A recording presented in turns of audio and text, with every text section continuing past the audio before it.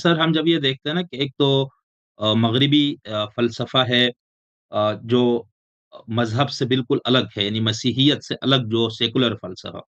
دوسرا ہے جو مسیحیوں میں بڑے بڑے متکلمین پیدا ہوئے جن کو ہم فلسفے کی ہی تاریخ میں ان کو پڑھتے ہیں، اگسٹائن وغیرہ اور انسلم اور اس طرح کے بڑے ہوں، دماغ آئے۔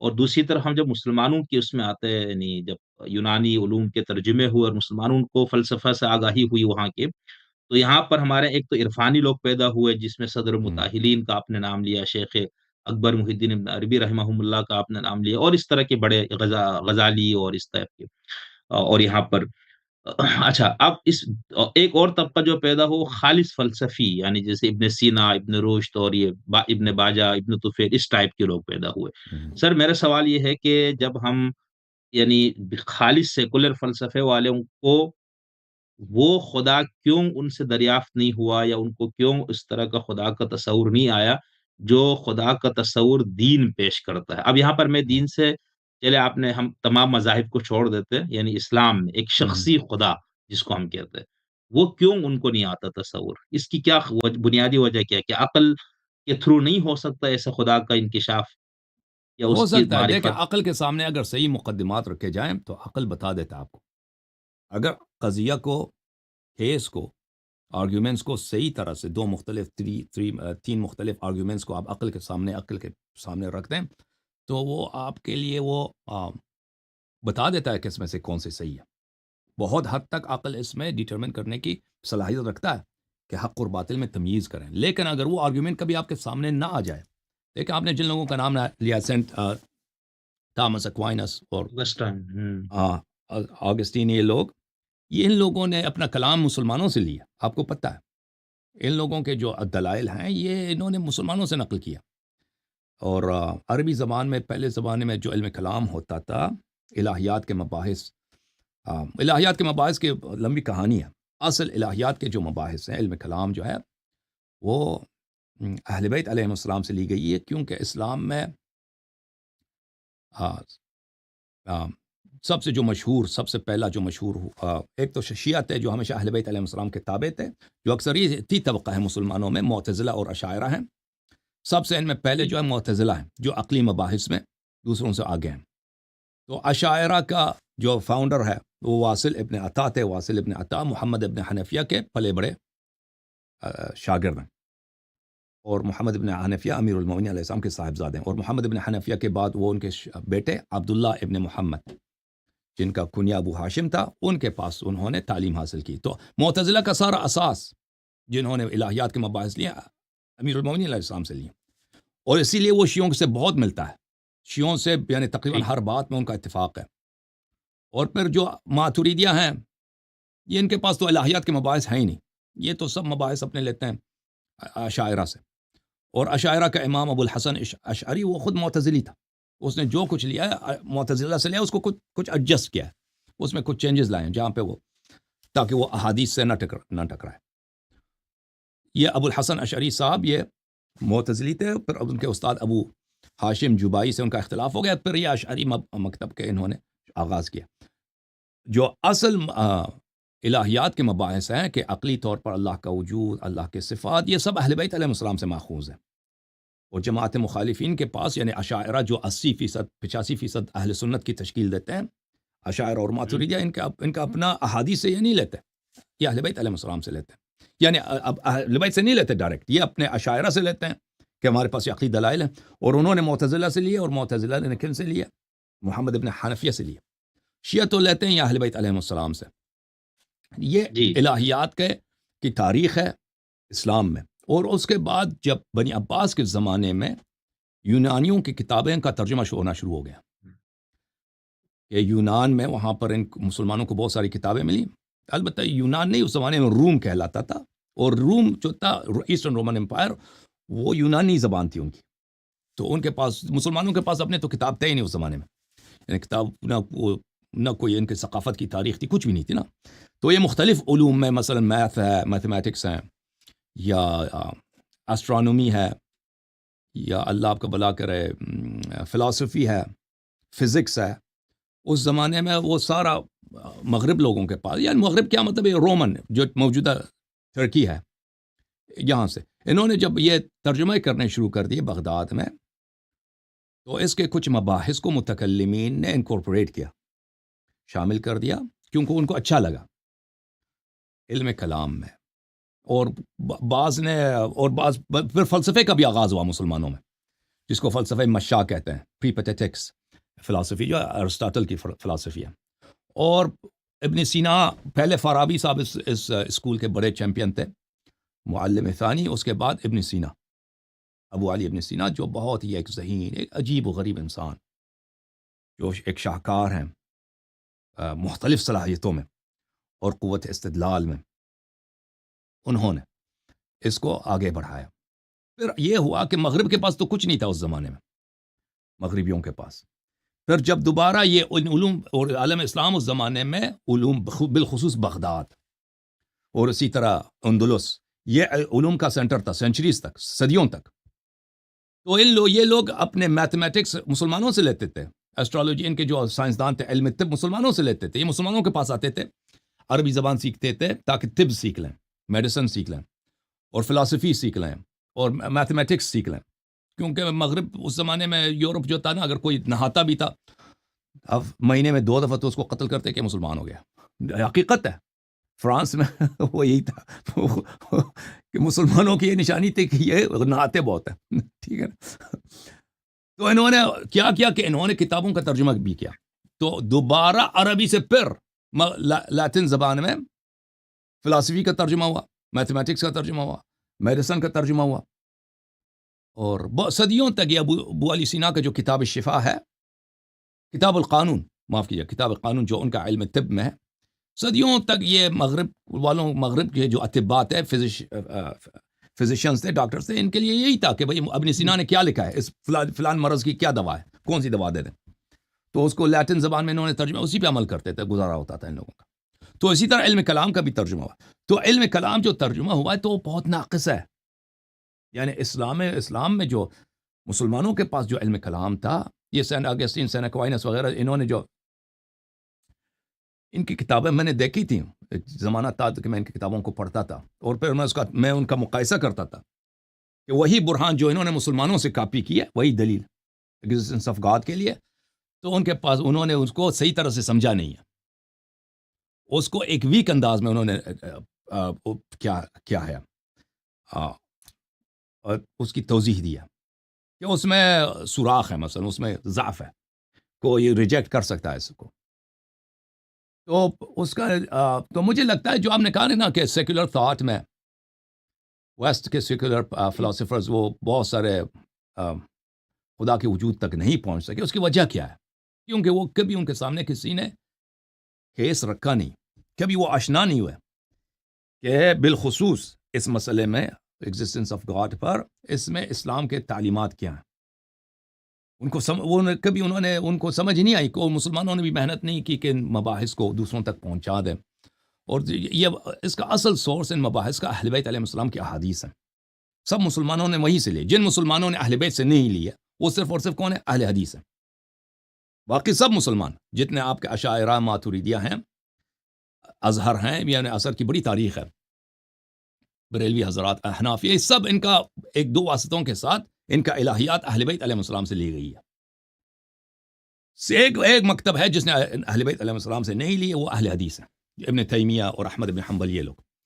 تو ان کا خدا تو عجیب غریب جیسا خدا، تو وہ تو بالکل وہ تو یعنی امبیرسمنٹ ہے، وہ تو ایک شرمندگی کا باعث ہے. تو یہ جو اہل بیت علیہ السلام کی الہیات میں تھیولوجی، تھیو بولتے ہیں گاڈ کو، خدا کو، تھیولوجی اس کی معرفت. تھیولوجی میں اللہ کی صفات، اللہ کے وجود، اس کے مباحث کو کبھی پیش نہیں کیا گیا، اور کبھی پیش نہیں کیا گیا. تو لازمی بات ہے جب آپ کے سامنے وہ دلائل نہ رکھے جائیں تو آپ اس سے آشنا نہ ہوں، تو آپ اس نتیجے پہ نہ پہنچ سکیں. تو یہ کوئی عجیب بات نہیں ہے. یہ آپ کے سوال کا جواب ہے میرے بھائی. اچھا علیہ صاحب، بہت شکریہ، آپ نے بہت تفصیل سے ماشاءاللہ اس پہ بھی روشنی ڈالی. ویسے تو میرا ہو سکتا ہے وہ میرا کافی پرانا مطالعہ، تو اس میں کوئی خرابی غلطی ہو گئی ہو. یعنی مسیحی علم کلام تو مسلمانوں کے علم کلام سے بھی بہت قدیم ہے نا. یہ یعنی خود تو یہ اگسٹائن وغیرہ تو بہت پہلے کے لوگ ہیں. مجھے خیر نہیں، میں مجھے اس میں لگتا ہے انہوں نے مسلمانوں سے لیا ہے. جو میں نے دیکھا نا، ان کے مباحث مجھے بہت شبیہ لگتے تھے. کہ انہوں نے جو نہیں ابن رشد دو ہیں، ابن رشد مجتہد ہے، ایک ابن رشد فلسفی ہے. یہ دادا اور پوتے ہیں. ایوروس اس کو بولتے ہیں انگلش میں. مجھے یہی نہیں لگتا ہے کہ ابن رشد نے وہ مغرب العربی میں، اندلس میں اور موجودہ موراکو میں، یہ بہت بڑا فلاسفر تھا اہل سنت کا. تو یہ ابن سینا کے بعد ابن سینا کے مباحث کو اس نے بیان کیا تھا اپنی کتابوں میں. اور یہ کچھ اس کے مباحث ویک ہے. اس نے جس انداز سے بیان کیا ہے ابن سینا کے مباحث کو، اس نے ویک انداز میں بیان کیا. تو ایک دھچکا لگا، کیونکہ ان لوگوں نے ابن رشد سے لیا. اور پھر جو وہ بھی انہوں نے صحیح نہیں لیا. تو میں نہیں سمجھتا کہ ان کا جو یہ الہیات کے مباحث ہیں ان کے کتب میں، یہ بھی صحیح، یہ بھی میں اس کو انکار نہیں کرتا. ہو سکتا ہے کہ ان کے پاس مثلا پرانے کتابیں بچی ہوں روم میں، کہ ان سے مثلا استفادہ ہے. لیکن یہ لوگ بالکل اسلامک فلسفی سے متاثر نہیں ہو، یہ بالکل میں اس کو نہیں مانتا. کیونکہ مغرب جو مڈل ایجز میں ہے وہ بالکل محتاج تھے، جیسے ابھی مسلمان ہیں محتاج ہے ویسٹ کا. ٹھیک ہے نا. کوئی ابھی ہمارے جو آپ کے پاکستان کی یونیورسٹیز ہیں، یا کوئی کبھی انہوں نے کسی چیز کا ایجاد کیا؟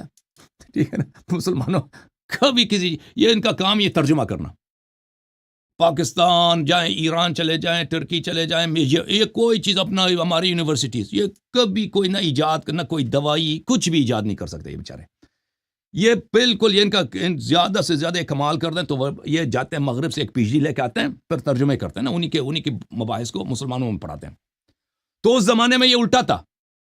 مڈل ایجز میں یہ مسئلہ الٹا تھا.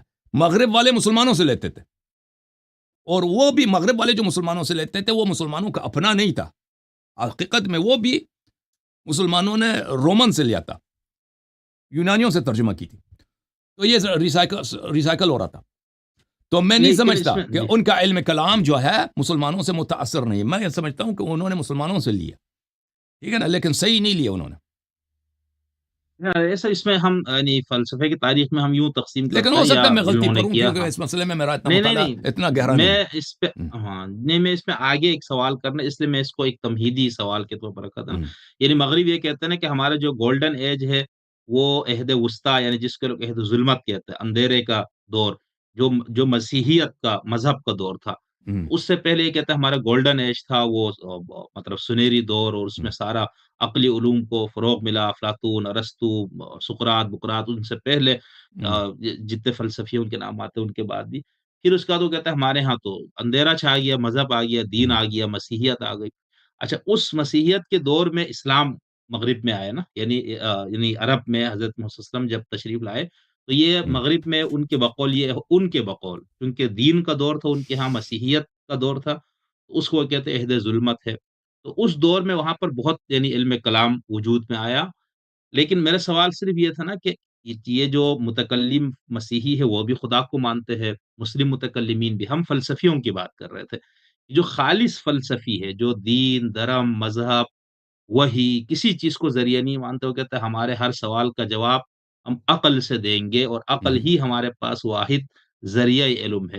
تو ان کو خدا کا وہ تصور نہیں آ سکتا آپ کے خیال میں جو دین کا تصور ہے، اس کے لیے وہی لازمی ہے. بالکل آ سکتا ہے. دیکھیں لیکن اس کے لیے دیکھیں یہ عجیب ہے. دیکھیں کیا دیکھیں ان مسائل میں تو اللہ تعالیٰ نے دیکھیں ہمارے مذہب میں، شیعہ مذہب میں عقل کی کتنی تعریف ہے. کچھ احادیث میں نے کل پڑھے تھے اپنی تقریر میں، آپ نے شاید دیکھا ہوگا کہ العقل ما يعرف به الرحمن ويكتسب به الجنان. امام جعفر صادق علیہ السلام نے فرمایا کہ اللہ کی معرفت ہوتی ہے عقل سے، لیکن عقل اس وقت اللہ کی معرفت حاصل کرتا ہے کہ کوئی اس کو بتا دے. ایسے بیٹھے بیٹھے، ٹھیک ہے نا، اس کا اپنا بیک گراؤنڈ کیا ہوا، اس کا اپنے پہلے سے کیا بایسیز، کیا تعصبات انسان کے ذہن میں ہے، وہ کیا خدا تک پہنچ سکتا ہے؟ تو یہ میرے لیے کلیئر نہیں ہے. ٹھیک ہے نا. میں اس کا واضح مثال یہی ہے، ویسٹرن آپ کے فلاسفرز ہیں کہ یہ کیوں نہیں پہنچ جی سکے، بالکل. کیوں نہیں پہنچ سکے. ٹھیک ہے نا. میں سمجھتا ہوں اس کا وجہ یہ ہے کہ عقل گرچہ ایک چراغ ہے، لیکن اس کے سامنے اگر آپ مٹیریل رکھ دیں، گولڈ اور تراب، سونا رکھ دیں اور گندگی رکھ دیں، تو وہ پہچان لیتا ہے کہ یہ سونا ہے اور یہ گندگی، یہ صحیح ہے غلط ہے۔ اگر نہ رکھیں وہ خود اب تلاش کرے، سونا دریافت کرے، ہو سکتا ہے کبھی اس کو سونا مل جائے، ہو سکتا ہے کبھی سونا نہ ملے اس کو، ٹھیک ہے نا؟ تو عقل کے سامنے عقل بذات خود ایک چراغ ہے، لیکن اس کی ایک محدودیت ہے۔ اس کی محدودیت کیا ہے کہ اگر اس کو بتایا جائے کہ قضیہ ایسا ہے ایسا ہے ایسا ہے، ٹھیک ہے نا، A is B, B is C, therefore A is C, اگر اس کو یہ بتایا جائے تو وہ بتا دے گا ہاں بات آپ کی صحیح ہے۔ اگر یہ نہ بتائیں عقل کو، اس کو ایسے ہی ترک کر دینا، تو وہ متحیر رہ جاتا ہے، حیران رہ جاتا ہے۔ پر وہ اس طرح نہیں ہے کہ وہ دریافت کر سکتا ہے کہ واقعاً اپنے سے دریافت کرے کہ اے از سی۔ تو عقل کو ہمیشہ ضرورت ہوتی ہے، یعنی ہم نہیں کہتا کہ عقل تعبداً، تعبد کا مطلب یہ ہے کہ ایسے ہی قبول کر دے، پتہ ہے نہیں کہ سچ ہے یا نہیں، کہہ دے کہ نبی نے فرمایا صلی اللہ علیہ وسلم اللہ ہے تو اللہ ہے، ٹھیک ہے نا؟ ہم یہ نہیں کہتے کہ حدیث میں لکھا ہے کہ اللہ ہے تو اللہ ہے تب قبول کرو، نہیں۔ لیکن اگر وحی نے جو دلائل دیے اس کو صحیح طرح سے کسی کے سامنے پیش کرو اور وہ اس کو سمجھے، تو انکار کا کوئی گنجائش نہیں رہتا، انکار نہیں کر سکتا۔ اگر وہ انکار کرتا ہے تو اس نے سمجھا نہیں ہے، یا پھر اس کے کوئی اور ذاتی پرسنل پرابلمز ہیں کہ اس کو پتہ ہے کہ بات صحیح ہے لیکن پھر بھی انکار کرے گا، ٹھیک ہے نا؟ تو عرض یہ ہے۔ تو جی ہم، علامہ صاحب، تو آپ یہ فرمانا چاہ رہے ہیں کہ عقل کے پاس کوئی مواد ہو تو وہ نتیجے تک پہنچتی ہے، تو اس مواد سے مراد یعنی ہم اب الہات اور مذہب کے تناظر میں بات کر ہم، رہے ہیں، تو ایک ہم، دین اسلام جو خدا پیش کرتا ہے، قرآن میں جس خدا کا تصور ہم۔ پیش کیا گیا، اس تصور کو لینے کے لیے عقل کو وحی کی ضرورت ہے، آپ یہ فرما رہے ہیں؟ اگر نہ بالکل، ہو تو وہ خدا نہیں آ اس کے سکتا۔ آرگیومنٹس کو بھی سمجھنے کے وہ کو تو بات کی دریافت کرنے بات ہے، کے لیے، سمجھنے کے لیے عقل کی ضرورت ہے، اور پھر یہ بتایا جائے عقل خدا کو کہ اس خدا کے کیا صفات ہیں، اور اس خدا کے کیا صفات ہیں۔ اگر آپ عقل کو بتائیں نا کہ خدا ایک ہے، پھر اس کا بیٹا ہے، اس کا بیٹا ہے اور وہ تین ہے، اور روح القدس ایک بھی ہے، تین بھی ہے، تو یہ تو عقل کبھی قبول نہیں کرے گی بھائی، یہ تو بھائی لازمی بات ہے، عقل کہے کہ وہ ایک بھی ہے، تین بھی ہے، اور اس کا بیٹا بھی ہے، وہ ہم جیسا ہے۔ تو یہ ایسا خدا جو ہے نا، اس کا بیٹا بھی ہے، اور وہ خدا اور وہ بیٹا، وہ بھی خدا ہے اور بیٹا بھی ہے۔ ٹرینٹی تثلیث کا جو عقیدہ ہے ان کے ہاں، تو لازمی بات ہے ایسی باتیں اب ان کے سامنے، فلاسفرز کے سامنے رکھ دیں، وہ تو بھائی اس کا عقل کبھی اس کو تصدیق نہیں کرے گا، دنیا جائے گی تصدیق نہیں کرے گا نا۔ نہیں، ہم، صحیح، صحیح، صحیح۔ لیکن آپ یہ فرما رہے ہیں نا کہ یعنی میں مثال میں کہتا ہوں، میں وحی کو نہیں مانتا ہوں یا میرے پاس وحی نہیں ہے، ہم، تعلیمات اہل بیت نہیں ہے، ہم، قرآن نہیں ہے، احادیث نہیں ہے، اب میرے پاس صرف عقل ہے جس سے تو کیا میرے عقل میں یہ صلاحیت ہے کہ میں اس عقل سے بعینی ہی اسی خدا کی معرفت نہیں، حاصل کروں جو قرآن میں ہے؟ ابدا، نہیں، ابدا، ابدا۔ ٹھیک، آپ کو اگر بتایا جائے قرآن اور اہل بیت علیہ السلام کی تعلیمات بتایا جائے گا، آپ کی عقل فوراً شہادت دے گا یہ صحیح ہے، یہ صحیح ہے۔ لیکن اگر کوئی بتائے نا، ایسے بیٹھے بیٹھے آپ ان دقیق باتوں کو، کہ جو بہت ہی واضح بھی ہیں، یہ عجیب ہے واللہ، عجیب ہے، بہت واضح بھی ہیں، لیکن عقل ان کو نہیں دیکھتی، لوگوں کو نظر نہیں آتی جب تک نہ بتایا جائے، ٹھیک ہے نا؟ یہ باتیں بڑی واضح ہیں، لیکن اس میں ایک تنبیہ کی ضرورت ہے، ایک کسی کا ہاتھ لینے کی ضرورت ہے کہ آپ کے ہاتھ کھینچ کے آپ کو پہنچا دے کہ دیکھو حق یہ ہے، آنکھیں کھولو۔ جب تک وہ نہ ہو تو خود بخود سمجھ نہیں آتی جی، آپ خطا صحیح، کریں گے، صحیح، اشتباہ صحیح، کریں بہت گے۔ شکریہ، جی ہاں، صحیح، بہت شکریہ۔ اچھا سر، اس میں دو سوال میں آپ سے کرنا چاہوں گا، ٹائم ہے آپ کے پاس؟ میں ایسے ہی میں خواہ خادم ہوں آپ کا، بسم اللہ بسم اللہ۔ تھینک یو، بہت شکریہ سر۔ اچھا، ایک تو سر یہ سوال ہے نا، آپ نے جیسے فرمایا کہ اگر یہ کہا جائے تثلیث کا تصور دیا ہے تو عقل اس کو ریجیکٹ کرے گی، جی تو ہاں، کیا جو اس وقت دنیا کی سب سے بڑی آبادی اور بہت عرصے سے مسیحیت، یعنی پولوس کے بعد سے چلو مسلمانوں کو یہ کہنا ہے کہ تثلیث کا عقیدہ انہوں نے گڑھ کے دیا، تو ان سے لے کر آج تک جو کھربہا انسان اس دنیا سے گزرے، اربوں گزرے ہوں گے، وہ سب کے سب عقل سے عاری تھے؟ ایک تو یہ، دوسرا جو ہے، اگر خدا جو اسلام کا خدا ہے وہ عقل سے نہیں دریافت ہو سکتا، تو کسی ملحد کو جو خدا کو ہی نہیں مانتا، اس کو کن مسلمات عقلیہ کے ذریعے خدا کے اقرار کی طرف لایا جا سکتا ہے؟ سوری، میرا سوال تھوڑا لمبا ہو گیا۔ تو جو دیکھیں، اگر اکثر لوگ باطل پہ ہوں، یہ تو کوئی تعجب نہیں ہے، یہ اگر لوگوں نہیں، کو عقل خطا ہو کہ عقل کبھی تو انہوں نے رہنمائی کر سوچا بھی سکتی نہیں ہے۔ ہے کہ بھئی یہ خدا ایک بھی ہے، تین بھی ہے، بیک وقت، ٹھیک ہے نا؟ یا ہندو حضرات ہیں یا بدھسٹ حضرات ہیں یا کمیونسٹ ہیں، یہ اگر یہ لوگوں کی خطا یہ تعداد کے ساتھ تو نہیں ہوتی کہ اگر زیادہ لوگ اس کو نہ سمجھیں، کیونکہ نہیں، عقل کی روشنی تو ہے نا علامہ صاحب، ان کے پاس عقل عقل ایک چراغ تو عقل موجود ہے نا، عقل ہمیشہ محتاج ہے بھائی، میں نے عرض کیا عقل کے ساتھ دیکھیں، آپ وہ تو بیٹے ٹھیک ہے، بیٹے کوئی ایسے ہی کوئی آپ کو بتایا نا، آپ بیٹے بیٹے کوئی ایسی چیز مثلا کوئی تھیوری نکال دے فزکس وغیرہ، یہ تو نہیں ہوتا نا، اس طرح تو نہیں، وہ مقدمات آپ کے سامنے رکھیں گے تو کہہ دیں گے آپ یہ صحیح یا غلط ہے، عقل کا تو یہی کام ہے، عقل کا کام ہے تمییز، عقل کا کام ہے تمییز کرنا، اس کے سامنے آپ مقدمات رکھ دیں، استدلال رکھ دیں، عقل تمییز دے گا یہ بات صحیح ہے بات غلط ہے، عقل اس طرح نہیں ہے کہ اس کو ایسے ہی غیب سے وہ نکال کے آپ کو دے دے، ٹھیک ہے نا، صحیح، یہ ایک بات، دوسری بات یہ ہے کہ ہم نہیں کہتے کہ عقل سے دیکھیں، عقل سے خدا کا اس بات یا اسلام کا اس بات بالکل عقل سے ہوتا ہے، لیکن اس عقل کو اگر سامنے اس کے سامنے وہ اس بات خدا اور خدا کی عظمت اور خدا کے اوصاف کے دلائل بتائے جائیں، اگر دلائل نہ بتائے جائیں نا تو عقل ہمیشہ خطا کرتی ہے، کیونکہ عقل جو ہے، کیونکہ ہم مادی دنیا میں رہتے ہیں، ہم اجسام کی دنیا میں رہتے ہیں، وہ عقل جو ہے اپنی وہم کے تابع، توہمات تخیلات کے تابع وہ ایک فرضی خدا بنائے گا، اگر وہ یہ پہچان بھی لے کہ اس عالم کا ایک کریٹر ہے، پھر وہ اس کے اوصاف تک اس کے لیے پہنچنا بہت مشکل ہے، ہاں وہ خطا کر دے گا، وہ کہے گا وہ آسمان میں ہے، مثلا وہ کچھ کر رہا ہے یا تخت پہ بیٹھا ہے، اس طرح کی باتیں کرے گا نا، عقل بنا دے گا وہ باتیں، اس کے توہمات بالکل، ہوں گے، بالکل، ہاں وہ اس کو قیاس کرے گا، لوگوں سے قیاس کرے گا، جو جسمانی چیزیں وہ سامنے دیکھ رہا ہے، ٹھیک ہے نا، تو عقل کے لیے صحیح، بغیر اس کے اس کا کوئی ہادی ہو، کوئی بتانے والا ہو، جو انبیاء علیہ السلام ہے، ائمہ طاہرین علیہ السلام ہے، عقل اس کے بغیر نہیں، وہ شک کرے گا، وہ خطا کرے گا، اور وہ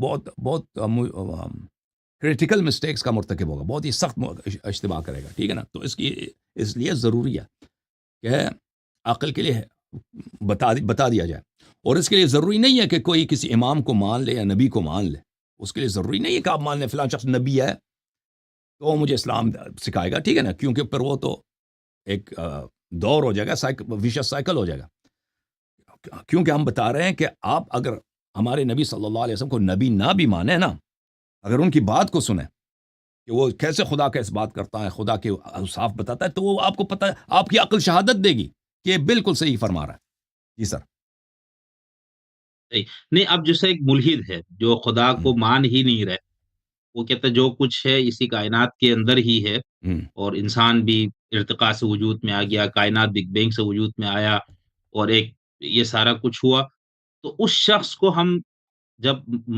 خدا کی طرف لائیں گے تو اس کو میں قرآن کی آیت سے تو نہیں لا سکتا ہوں نا، بالکل اس بالکل کو تو میں کوئی قرآن کے، عقلی مسلمات سے ہاں دلائل وہ دو، بالکل اس میں جو عقلی باتیں ہیں نا، جو ہم عقلی باتیں جیسے ابھی میں نے باتیں کی ہیں نا کل پرسوں اویس صاحب سے، وہ میری اپنی باتیں تو نہیں تھی، وہ باتیں دیکھ میں نے خود کہا کہ میں متعجب ہوں کہ ابن سینا جو اتنا بڑا فلاسفر تھا، اتنا ذہین انسان تھا، کہ اس کی کتاب اب الاشارات کو دیکھیں، یہ ایک بہت انسان عقل حیران رہ جاتا ہے کہ یہ ایک شخص ہے، اس کے ہر فقرہ لکھتا ہے، اس کے ہر فقرے میں کتنا ڈیپتھ ہے اس شخص کے، ہر فقرے میں، یعنی اس کا ہر فقرہ، وہ ایک لفظ جو ہے بغیر کسی دلیل کے وہاں پہ نہیں، حکمت کے نہیں استعمال کر، ایک لفظ، اس کے ہر لفظ میں، ہر حرف میں وہ نقطے ہیں، نکات ہیں، عجیب و غریب انسان ہے یہ شخص، اس نے کیوں نہیں سوچا اتنی واضح بات کو،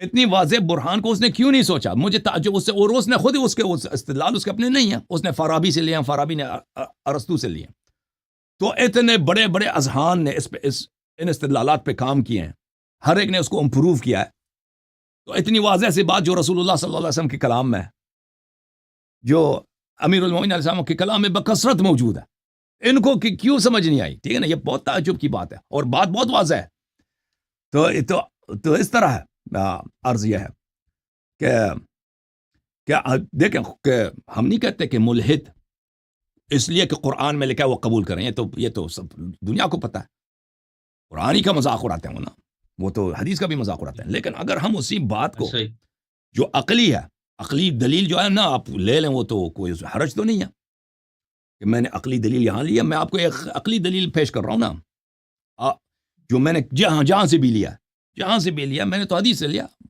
میں آپ کی خدمت میں پیش ہوں، اس کو رد کو، یہ آپ کا عقل کہہ دے گی کہ یہ صحیح ہے، ٹھیک ہے جی ہاں صحیح، صحیح، ٹھیک۔ اچھا، اب ہم جب وحی کی بات کر رہے ہیں نا کہ چلو ہوں، عقل پوری طرح سے اس خدا کی معرفت نہیں حاصل کر سکتی، اتنا ہو سکتا ہے کہ کوئی کریٹر ہوگا، ہوں، یہ سب ہوں، حادثے کا نہیں نتیجہ ہو سکتا فلاں۔ جی ہاں اس کے بعد ہم کہتے ہوئے اب باقی چیز آپ کو آؤ ہم وحی کے ذریعے بتائیں گے۔ ہوں۔ تو اب یہ وحی بھی تو ایک موہوم سی چیز ہے نا، مطلب وہ یعنی اس کو کیسے وہی اس کے ثابت کیا ذریعے نہیں جائے گا بتائیں گے کہ نا، خدا ہے؟ وہی سے لیا ہوا عقلی دلائل سے بتائیں گے نا۔ جی، جی، جی، جی، وہی ہوں، سے یعنی میں یہ کہہ رہا ہوں ہوں، کہ بھائی چلو ایک ملحد سے میں نے بات کی، اس سے کہا یار کوئی کریٹر تو خالق اس کا ہوگا فلانا۔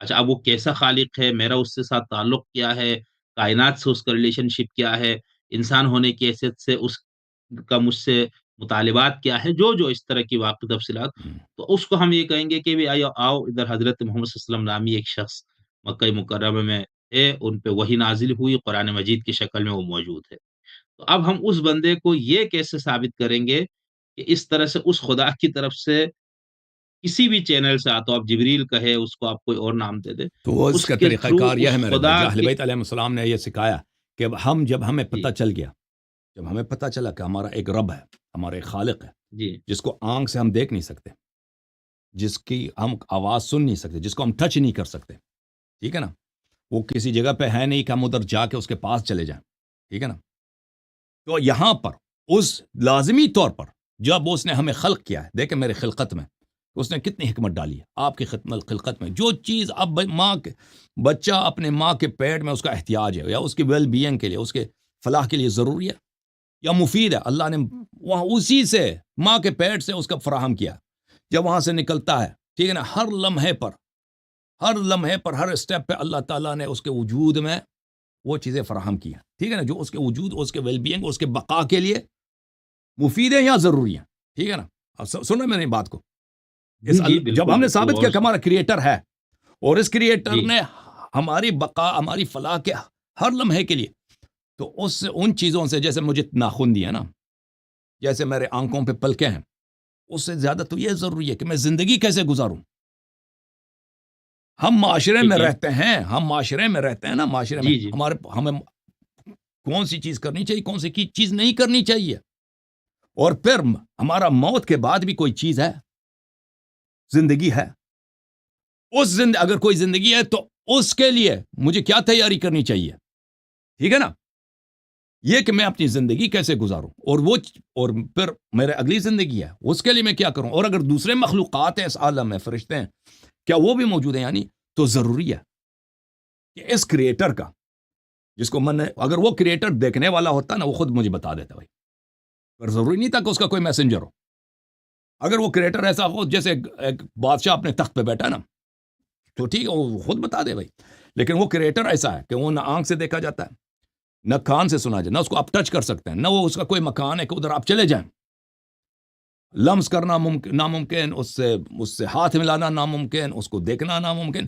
لیکن اس سے ہدایت لینا تو ہم سمجھتے ہیں کہ حتماً اس دنیا میں اس کا ایک چینل ہوگا کہ وہ ہمیں بتائے گا کہ اس کا میسج میرے لیے کیا ہے، وہ کون ہے، وہ مجھ سے کیا چاہتا ہے، اور میری سعادت کے لیے اس نے میرے سعادت کے لیے فزیکلی طور پہ اس نے اتنے مقدمات فراہم کیے میرے وجود میں، میرے زندگی میں، میرے ماں باپ کی خلقت میں دنیا میں ہر جگہ اس کے میری بقا کے اس نے مقدمے فراہم کیے ہیں، جو میرے بقا کی اصل ضرورت ہے کہ میں زندگی بنی نوع انسان زندگی کیسے گزارے، تو اس کے لیے اس کے کیا احکام ہے ضرور اس نے بتایا ہوگا، وہ کون ہے، وہ کون ہے، تو یہ انبیاء، تو پھر ہمیں پتہ چل جاتا ہے کہ اللہ تعالیٰ نے ہم میں جو سب سے بہترین ہے، پاک ترین ہے، جو جھوٹ نہیں بولتے، جو فراڈ نہیں کریں گے، جو ان کا کردار سب سے پاک ہے، ایسے افراد کو اس نے انتخاب کیا ہے کہ اس اپنا میسج ہم تک پہنچا دے، اور یہ انبیاء اعظام علیہم الصلوۃ والسلام ہے، ٹھیک ہے نا، تو ہمیں جب پتہ چل جاتا ہے کہ اس کے پاس ایسے ہیں، ہم ان کے پاس چلے جاتے ہیں، پر وہ حالانکہ انہوں نے ہی ہمیں سکھا دی یہ سب باتیں، ٹھیک ہے نا، انہوں نے ہی ہمیں سکھا دی کہ ایسا اللہ ہے، ان کے بغیر تو ہم سیکھ بھی نہیں سکتے تھے کہ اللہ کیسا ہے، صحیح، ان کے صحیح، بغیر اگر وہ نہ سکھاتے نا، وہ ہم سیکھ بھی نہیں سکتے کہ اللہ کیسا ہے، یہ سب باتیں ہم نے ان سے سیکھی ہیں، اور پھر ان کے پاس جو دلائل واضحہ ہیں کہ وہ واقعا اللہ کے رسول ہیں، اللہ کی جانب سے آئے ہیں، ان کے کلام میں، ان کے کردار میں، ان کے زندگی میں، ان کے تقوی میں، ان کے خدمت خلق خدا میں، ان کی ایثار قربانی میں، اور ان کے جو نیکی کے کام عجاب بجا لاتے ہیں، ان کے جو معجزات ہیں کہ کوئی بشر اس طرح کر ہی نہیں سکتا، ٹھیک ہے نا، کوئی بشر ان جیسا فعل انجام نہیں دے سکتا. انہوں نے جو حکمت لائی ہے کبھی کسی استاد سے نہیں سیکھی یہ باتیں، یہ حکمت کی باتیں ان کا کوئی یہ نہیں کہ کوئی یونیورسٹی جا کے انہوں نے سیکھی ہے، یہ حکمت کی باتیں جو سناتے ہیں جو کسی فلاسفر کے پاس نہیں ہے. تو یہ باتیں سب بے نہایت ادلہ ہمارے پاس کھڑی ہو جاتے ہیں کہ یہ فرد واقعا اللہ کی جانب سے آیا، ٹھیک ہے نا. پھر عقل خود تصدیق کر لیتا ہے کہ یہ صحیح ہے بھائی. اگر کوئی شک بھی کرتا ہے تو معجزات دیکھ لو، اگر یہ اللہ وہ خالق کون کی جانب سے نہیں آئے تو کیوں اس کے پاس یہ معجزات ہیں، کیوں اس کے پاس یہ دیکھیں معجزات. اگر وہ کوئی جادوگر وغیرہ ہوتا نا تو دوسرے بھی اسی جیسے بجا لیتے ہیں، کیونکہ جادو جو ہوتا ہے اس جیسے دوسرے بھی بجا لاتے ہیں. قرآن مجید کلام ہے، کلام تو سب بول سکتے ہیں نا، کلام تو سب بول سکتے ہیں. قرآن کی ایک چھوٹی جو سورہ ملحدین کے لیے بہت آسان ایک سورہ لے کے آئے نا، مذاق اڑانے کے بجائے. سورہ کوثر، سورہ قل یا ایھا الکافرون، اس جیسا ایک سورہ لے کے آئے. کیوں نہیں لے کے آ سکے ابھی تک؟ کیوں نہیں لے؟ دیکھیں ابو سفیان کے لیے، ابو جہل کے لیے یہ لشکر لے کے آتے ہیں بھائی، ان کے نوجوان سب مر جاتے ہیں. ابو سفیان کے گھر کے کتنے آدمی مارے گئے، ٹھیک ہے نا. ابو سفیان کا سسر مر گیا، ابو سفیان کا بیٹا، ابو سفیان کا بھائی، یہ معاویہ کے کئی بھائی. امیر المومنین علیہ السلام نے ان کو جنگوں میں جہنم حاصل کیا. ان کے لیے تو آسان یہی تھا بھائی، جنگ کرنے کی ضرورت کیا ہے؟ عربی زبان اب بھی خوب ان کو آتی ہے، یہ نہیں کہ وہ عرب نہیں ہے، شعر شاعری بھی خوب آتی ہے. ایک چھوٹا سا سورہ، سورہ فاتحہ کی طرح، سورہ قل واللہ، سورہ انا انزلنا کی طرح لے کے آتے ہیں نا. اس زمانے سے لے کر آج تک نبی صلی اللہ علیہ وسلم کے کتنے مخالفین ہیں، ہر زمانے میں بلا تعداد مخالفین ہیں، پڑھے لکھے بھی مسلمانوں سے زیادہ. کیوں نہیں لا سکتے بھائی؟ اور بھائی یہ اعجاز ہے کہ نہیں ہے؟ اگر حکومت پاکستان یا حکومت ہند اعلان کرے جو ہمارا قومی ترانہ، یا ہمیں قومی ترانہ منظور نہیں ہے، شاد کشور کیا وہ کیا قومی ترانہ؟ پاک سرزمین شاد وہ باد، آپ کی زبان میں پاک سرزمین شاد باد. یہ پاک سرزمین ابھی تک شاد نہیں ہوا، اس کو چینج کرو بھائی کہ ایک اور قومی ترانہ لکھتے ہیں. ٹھیک ہے نا، حبیب جالندری صاحب کی شعر ہے. تو بھائی ہاں، جو شعر لکھے گا اس کو 1 کروڑ روپے بھی دیں گے اور وہ ہمارا قومی شاعر بھی بنے گا. ہاں، 1 ہفتے کا وقت ہے بھائی، شعر جو بہترین شعر ہے تم تقدیم کرو. بھائی پوری دنیا سے شعر لکھنا کون سا مشکل کام ہے پاکستانیوں کے لیے؟ بھائی ہر گلی میں 5 شاعر بیٹھے ہیں کہ نہیں بھائی؟ جتنے فارغ حضرات ہیں آپ کے پاکستان میں وہ سب شاعر ہیں. ٹھیک ہے کہ نہیں؟ ہے کہ نہیں؟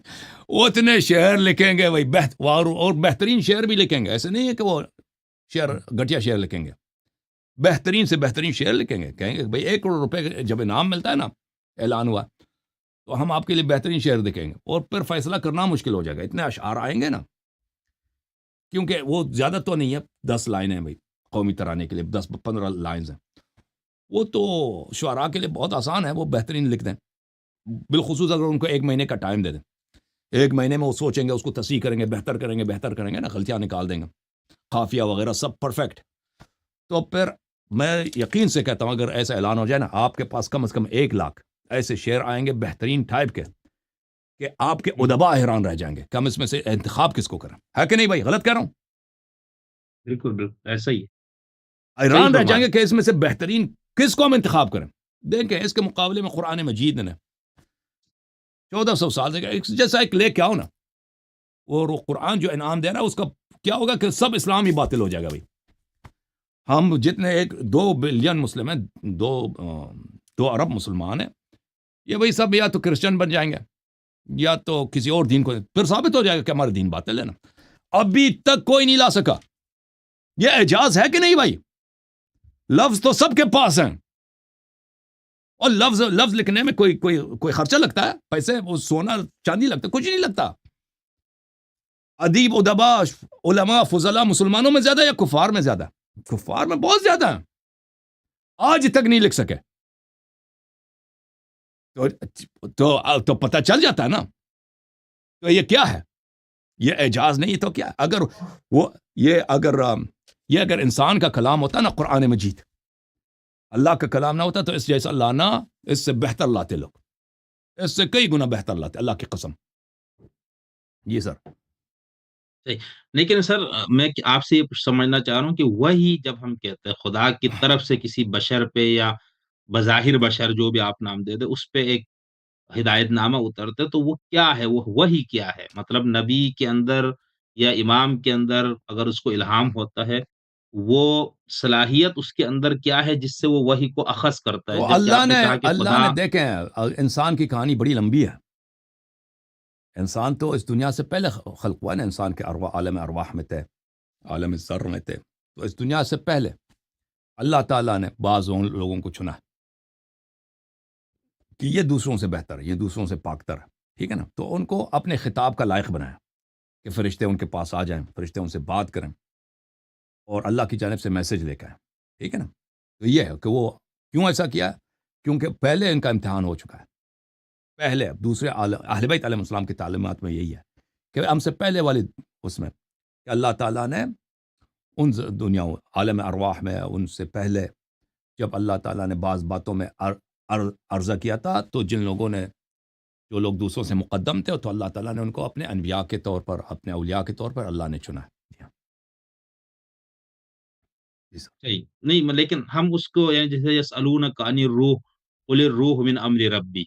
اب ہم، بہت سے مفسرین نے کہا کہ یہاں پر الروح سے مراد وحی ہے، کیونکہ قرآن میں وحی کو بھی روح کہا گیا. ہم، تو ہم. ان کا یہ کہنا ہے کہ پیغمبر سے وحی کی کیفیت حقیقت پوچھی تو انہوں نے کہا مجھے خود اس کا علم نہیں نہیں. نہیں ایسا نہیں ہے؟ نہیں. نہیں نہیں وہی وہ اللہ کی جانب سے جو میسج آتا ہے نا، وہ جبرائیل آتے ہیں ان کے پاس، میسج لے کے آتا ہے. جبرائیل کو دیکھتے ہیں، جبرائیل بادب آتے تھے، اجازت لیتے تھے. رسول اللہ صلی اللہ علیہ وسلم کے پاس بغیر اجازت کے نہیں آتے تھے. ہمیشہ ایک خادم کی طرح کھڑے ہوتے تھے 10 بستہ، اجازت لیتے تھے، یا رسول اللہ مجھے اجازت ہے. اجازت دیتے تھے تو وہ آتا تھا اور گفتگو کرتے تھے، پھر چلا جاتا تھا. تو وہ ان کو پتہ ہے کہ یہ جبرائیل ہیں، اللہ کی جانب سے آئے، اور دوسروں کو نہیں پتہ ہوتا تھا. تو رسول اللہ صلی اللہ علیہ وسلم خود جبرائیل سے پہلے دوسرے عالموں میں رسول اللہ صلی اللہ علیہ وسلم جبرائیل کو جانتے تھے، اور جبرائیل ان کا شاگرد رہ چکا ہے. جبرائیل تو ایک خادم تھے رسول پاک صلی اللہ علیہ وسلم کے. جب اللہ تعالیٰ نے ملائکہ کو خلق کیا ہے تو ملائکہ کو کس نے تسبیح سکھائی ہے؟ کس نے ان کو توحید سکھائی؟ کس نے ان کو نماز روزہ سکھایا؟ روزہ تو بہرحال ان کا شاید نہیں ہوتا. کس نے ان کو نماز سکھایا؟ تو رسول اللہ صلی اللہ علیہ وسلم نے سکھایا، کیونکہ اللہ تعالیٰ نے ملائکہ سے پہلے نبی صلی اللہ علیہ وسلم کو خلق کیا تھا. تو یہ کہنا کہ پیغمبر کو غلطی ہو گئی ہے، بھائی ہو سکتا ہے غلطی ہو گئی ہے، جبرائیل یا توہم، تو وہ اسلامی نقطۂ نظر کو نہیں جانتے کہ اسلامی نقطۂ نظر اتنا کچا نہیں ہے کہ پیغمبر کو غلطی بھی ہو سکتا. یہ دنیا اتنا بھئی نبوت ہمارے نزدیک اتنا کوئی ہلکی سی بات نہیں ہے کہ یہ بیوقوف حضرات، ایتھیسٹ حضرات اس کو انہوں نے تصور کیا. جی ہاں. صحیح. لیکن اگر ہم یہ دیکھیں نا، جو کلام ان پہ اترا ہے اس کے اندر اگر بہت ساری چیزیں ایسی ہیں جو وقت کے ساتھ غلط ثابت ہو جاتی ہے، تو پھر وہ تو پھر علیم قدیر خدا کی طرف سے تو نہیں ہوا نا. بالکل بالکل، اگر کوئی ایسی چیز ہو کہ وہ غلط ثابت ہو گئی ہے تو بالکل وہ ایسی بات تو پھر وہ اللہ کا کلام نہیں ہے نا. لیکن وہ مقدمہ پہلے نہیں کوئی ثابت کرے. اگر وہ بھائی آپ قرآن کسی بھی کلام کا آپ غلط ترجمہ کریں نا تو ہاں پھر وہ آپ کی اپنی غلطی ہے. آپ کی اپنی غلطی ہے. قرآن کو سمجھنا اتنا آسان نہیں ہے بھائی. یہ جو ایتھیسٹ حضرات کہتے ہیں نا کہ میں نے قرآن پڑھا مجھے سمجھ نہیں آئی، اللہ کی قسم ہم بھی پڑھتے ہیں ہمیں سمجھ نہیں آتی. ہم بھی پڑھتے ہیں نا قرآن کو سمجھنا. امام محمد باقر علیہ السلام کی حدیث ہے کہ میں آپ کو یہ حدیث دکھاؤں، یہ بڑا اہم فہم ہے قرآن کے لیے کہ اللہ تعالیٰ نے قرآن کو جان بوجھ کر ایسا بنایا. میں آپ کو دکھا دوں یہ حدیث شریف. قرآن کوئی ناول کی کتاب نہیں ہے، کوئی شعر و شاعری کی کتاب نہیں، اس طرح نہیں ہے کہ آپ اس کو ایک دفعہ پڑھ لیں تو سب سمجھ آ جائے. یہ بہت اہم ہے کیونکہ ایتھیسٹ حضرات قرآن کی آیات کو نہیں سمجھ سکتے، اکثر غلط ترجمہ کرتے ہیں کیونکہ ان کے پاس اغراض ہوتے ہیں نا، ان کو ویورز بڑھانے ہوتے ہیں. تو جتنا سنسنی خیز انداز میں، مضحک انداز میں قرآن کا مذاق اڑائیں گے، اس سے اتنا ہی ان کو زیادہ ویوز ملیں گے. بالخصوص ہندو حضرات اسلاموفوبیا کی وجہ سے ان کو مزہ آتا ہے ہندوؤں کو، اور ہندوؤں کی تعداد بڑی ہے نا اردو زبان طبقے میں. ٹھیک ہے، تو ان کو جو ویورز ملتے ہیں، کلک ملتے ہیں، وہ جتنا بڑا جھوٹ بولیں گے اتنا ہی زیادہ وہ مقبول ہوں گے، ویورز ملیں گے، آمدنی بھی ہوگی. تو یہ ان کے لیے فراڈ کرنا یہ ان کی مالی مجبوری ہے. تو ملاحظہ کریں میرے محترم ناظرین، یہ کتاب المحاسن، کتاب محاسن میں یہاں پر ایک حدیث ہے حضرت امام محمد باقر علیہ الصلاۃ والسلام سے. یہ صفحہ نمبر ہے، جو لوگ دیکھنا چاہیں صفحہ نمبر 268 میں. امام محمد باقر علیہ السلام یہاں پہ فرماتے ہیں کہ لیس شیء بأبعد من قلوب الرجال من تفسیر القرآن. لوگوں، قرآن کے جو پوشیدہ معانی ہیں ان انسان کے دلوں سے، انسان کے فہم سے کوئی چیز اس سے زیادہ دور نہیں ہے. سب سے جو چیز جو انسان کے ذہن کے لیے اجنبی ہے، قرآن کا مقصود ہے کہ قرآن کہنا کیا چاہ رہا ہے. وفی ذلك تحیر الخلائق اجمعون، اور اسی بات پر سب لوگ حیران رہ جاتے ہیں کہ قرآن کہنا کیا چاہتا ہے، ہوں، قرآن کہنا کیا چاہتا ہے، اسی لیے اختلاف بڑا ہے۔ اور جو لوگ مذاق اڑانا چاہتے ہیں تو وہ کسی کو لے لیتے ہیں، قرآن کے مقصود کو نہیں سمجھتے، مذاق اڑاتے ہیں۔ سب لوگ حیران رہ جاتا ہے الا من شاء اللہ، سوائے کچھ افراد کے۔ وَإِنَّمَا أَرَادَ اللَّهُ بِتَعْمِيَتِهِ فِي ذَلِكَ أَن يَنْتَهُوا إِلَى بَابِهِ وَصِرَاطِهِ۔ اللہ تعالیٰ نے جان بوجھ کر قرآن کو ایسا نازل کیا کہ کچھ آیات جو ہیں محکمات ہیں اور باقی آیات متشابہات ہیں۔ سوچ لیں، انسان کا فکر کہیں نہیں جاتا، جتنا تدبر کریں وہ پوشیدہ معنی نہیں رہتا۔ وجہ کیا ہے؟ وجہ اس لیے کہ اللہ نے حمدن ایسا کیا تاکہ لوگ اس کے دروازے کی طرف جائیں، جن کو اللہ تعالیٰ نے قیم قرآن بنائے، جن کو اللہ تعالیٰ نے شریک قرآن بنائے، تاکہ لوگ اس کے اللہ کے دروازے پہ جائیں، اس کے صراط پہ جائیں۔ وَأَن يَعْبُدُوهُ وَيَنْتَهُوا فِي قَوْلِهِ إِلَىٰ طَاعَةِ الْقُوَّامِ بِكِتَابِهِ، اور اللہ تعالیٰ کی عبادت کرتے وہ عبادت کرنے کے لیے، اب سمجھ لیں کہ قرآن کو ہم نہیں سمجھ سکتے اس وقت تک کہ ہم جو قرآن کے اصلی مخاطب ہیں، جو قرآن کے خزانے دار ہیں، جو امین ہے قرآن ان کے پاس امانت ہے، قرآن کے علوم اور اسرار ان کے پاس امانت، ان کے دروازے تک پہنچ جائیں، اس وقت تک اللہ نے عمدن ایسا کیا۔ ٹھیک ہے نا میرے بھائی؟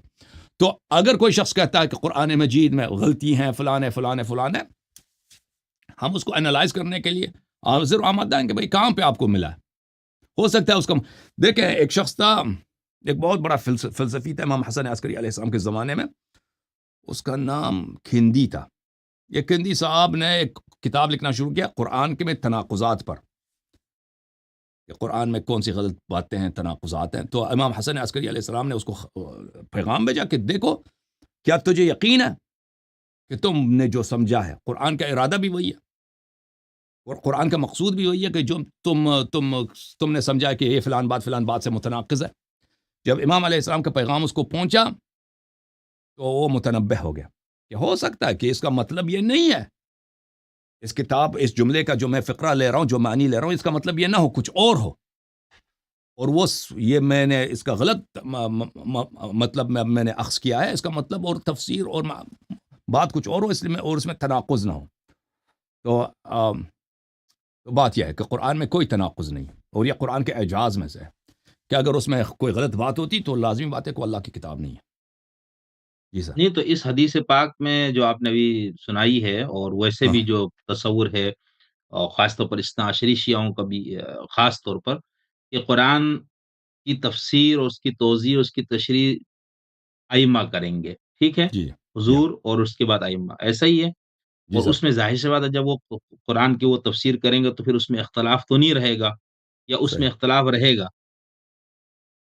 دوبارہ تفسیر کے بعد ائمہ معصومین کی اگر تفسیر، یعنی انہوں نے قرآن کو کھول کے سمجھایا ہے، ہم، اس حدیث کو آپ نے جو پڑھا اس کے اندر ہم، جو چیز بتائی، اس کا جو اس کی جو بات نتیجہ نکلتا وہ یہی ہے نا کہ پھر یہ تو ان منتخب راسخون فی العلم جو کہ متعین ہے شیعوں کے جی نزدیک، یہ جی ہاں انہی کو سمجھ میں آئے گا نا، وہ ہمیں اور آپ کو سمجھائیں گے، ایسا ہے؟ جی سر جی سر جی سر جی، تو صحیح۔ اس میں پھر اختلاف نہیں ہو سکتا فہم میں، پھر اگر قرآن کے وہ فہم میں بتا دیں، اگر اختلاف نہیں کوئی ان ہونا کو چاہیے۔ مانتا ہے تو اختلاف نہیں ہوگا، اگر کوئی ان کو نہیں مانتا تو اختلاف کرے گا۔ نہیں تو پھر کیا اثنا عشری شیعوں کے مفسرین میں آیات کے فہم میں اختلاف نہیں ہوا؟ تو ہمارے اکثر مفسرین جو ہے وہ جماعت مخالفین کے مقلد ہیں نا، نہیں شیعوں یہ کے اکثر اللہ یہ مفسر، ہاں بالکل نہیں، حقیقت بتا رہا ہوں۔ میں خود یہ تو آپ جوادی بہت آمولی کے درس میں جاتا تھا، وہ اس کو کام ہی نہیں تھا کہ حدیث میں کیا لکھا ہے، تفسیر امام جعفر صادق علیہ السلام کی تفسیر کیا، اس کا کام یہی تھا کہ فخر رازی نے کیا بولا یا فلانے نے کیا بولا۔ وہ ہمارے مفسرین اکثر، ہمارے علماء جو ہیں پچھلے کئی صدیوں سے انہوں نے اہل بیت علیہ السلام کا دامن ہاتھ سے چھوڑا ہوا ہے، کام ہی نہیں ان کا اہل بیت علیہ السلام سے، مختلف یہ علوم میں کیسا ہو سکتا ہے سر؟ یہ ہوا ہے، مطلب یہ حقیقت یہی ہے۔ المیہ یہی شیعوں کا، شیعوں نام میں شیعہ ہیں، شیعہ صرف نام میں شیعہ ہیں۔ نہیں تو پھر اس میں اور سنیوں میں تو فرق نہیں رہا نا، سنی بھی تو اہل بیت کے سب کو سنی سے ماننے کے بدتر دعوے نہیں دار ہے، تو ہے۔ وہ سنیوں سے بدتر ہے، سنی کم از کم تو یہ تو نہیں کہتے کہ ہم 12 اماموں کو مانتے ہیں، یہ 12 اماموں کا وہ کہتے ہیں مانتے بھی ہیں لیکن فالو نہیں کر، دین ان سے نہیں لیتے، نہ اصول میں نہ نہیں تو فروع میں۔ اس کی وجہ کیا ہے؟ ان کو یہ لگتا ہے کہ وہ صحیح تشریح نہیں اس کی ہوگی، وجہ نعوذ ایک باللہ۔ بہت بڑی ہے نا، وہ یہ مقلد بن گئے نا، مقلد بن گئے ہیں جماعت مخالفین کے علماء کے،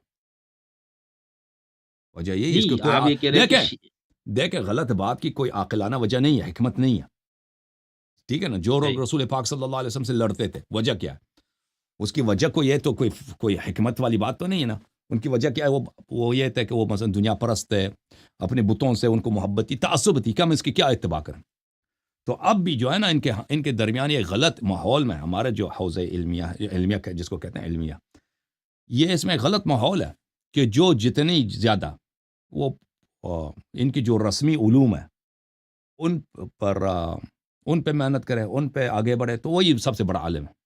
اور ان کے سب رسمی علوم انہوں نے کن سے لیے؟ مخالفین سے لیے۔ تو نہیں تو لازمی اتنے بات بڑے ہے کہ علماء، ہاں، اتنے بڑے عالم، مراجی، مفسر بنتے ہیں تو وہ کم سے کم اصول کافی، ملا یذر وہ الفقی، نہیں بہار، یہ چیزوں تو پڑھتے ہوں گے نا سر، ایسا تو نہیں ہے نا؟ وہ قرآن کی تفسیر میں پھر نہیں پڑھتے نا، اختلافات تو یہ ہو رہے چیزیں ہیں۔ متروک ہیں، یہ چیزیں متروک ہیں، کوئی نہیں پڑھتا ان چیزوں کو۔ یہ آپ کے تصور میں ہے کہ وہ پڑھتے ہوں گے، ہے ایسے نہیں کہ نہیں کوئی تو نہیں آپ پڑھتا۔ دیکھیں ہم نہیں کہتے کہ کوئی نہیں پڑھتا، اکثریت کی بات کر رہا ہوں۔ نہیں جو تو مین آپ یہ باڈی ہے فرما رہے ہمارے کہ حوضوں کا، نہیں پڑھتے ہیں، وہ اس کام ہی نہیں ان چیزوں سے ان کو۔ آپ یہ فرما رہے ہیں کہ اس وہاں وجہ پہ سے جا کے اختلاف کفر ہوا؟ پڑھایا جاتا ہے، کفر محض۔ آپ جائیں نا نہیں ادھر قم میں جائیں، کفر محض، وہ کہتے ہیں یہ معرفت اللہ کا درس ہے۔ کس کا درس ہے یہ؟ فصوص کا درس ہے، ابن عربی کا درس ہے، فلان کا درس ہے، کفر محض پڑھاتے ہیں وہاں پہ۔ جی ہاں۔ تو آپ یہ کہہ رہے ہیں اس لیے پھر یہ اختلافات ان میں ہے، ورنہ تو اگر صرف ائمہ کو یہ لوگ تھام لے، تمسک کرے، تو پھر فہم نہیں، اگر قرآن میں آپ پھر یہ اختلاف نہیں ہونا چاہیے۔ دیکھیں حدیث جو ہے کبھی امام کا جگہ نہیں لے گا، وہ اختلافات کم ہو جائیں گے لیکن وہ ختم نہیں ہوں گے، کیونکہ سب آیات کے تفسیر کے لیے ہمارے پاس احادیث، وہ بھی علماء کی وجہ سے کھو دیا انہوں نے، ضائع کر دی۔ حدیث چلے کی کتابیں ہی نہیں بچی نا، جو تفسیر کی کتابیں تھیں ائمہ علیہ السلام کی روای۔ تو لیکن علماء اگر جی اختلافات جی کا اصل خاتمہ کب ہوگا؟ جب امام عصر علیہ السلام تشریف لائیں گے، یہ اختلافات کم ہوں گے بلا شک بلا ریب، صحیح، لیکن اس کا اصل خیر خاتمہ یہ حدیث سنت جو ہے یہ کبھی امام معصوم علیہ السلام کی جگہ نہیں لے سکتی۔ جی ہاں، صحیح۔ ٹھیک ہے نا چلے بھائی؟ علامہ صاحب، ہمارے پاس شیخ صاحب میرے کچھ اور تشریف لائیں۔ سوالات ہیں، لیکن میں آ، ہاں، نہیں جی نہیں، سر، میں یہ کہہ رہا ہوں نا، بولے بولے۔ حجت الاسلام والمسلمین ہاں، علامہ احمد فاطمی صاحب ہمارے بہت اچھے جاننے جی والے سر۔ تشریف لائے ہیں، اچھا، تو ہم ان ان تو کو ان لے سے بھی کہتے ہیں ہم آپ بھی کچھ تشریف رکھیں نا، آپ ان سے ایک منٹ جی آپ ان جی، سے بات کرنا چاہیں گے؟ ایک نہیں منٹ نہیں، میں ان بس کو میں لیتا ہوں۔ سلام ان کو اچھا آپ کیے، جانا چاہ رہے ہیں؟ تو جانے دیں، باقی نہیں نہیں، میں اللہ ابھی آپ کو ہوں، وسلام۔ تھوڑی دیر ہوں، میں اچھی بات ہے، موجود ہوں۔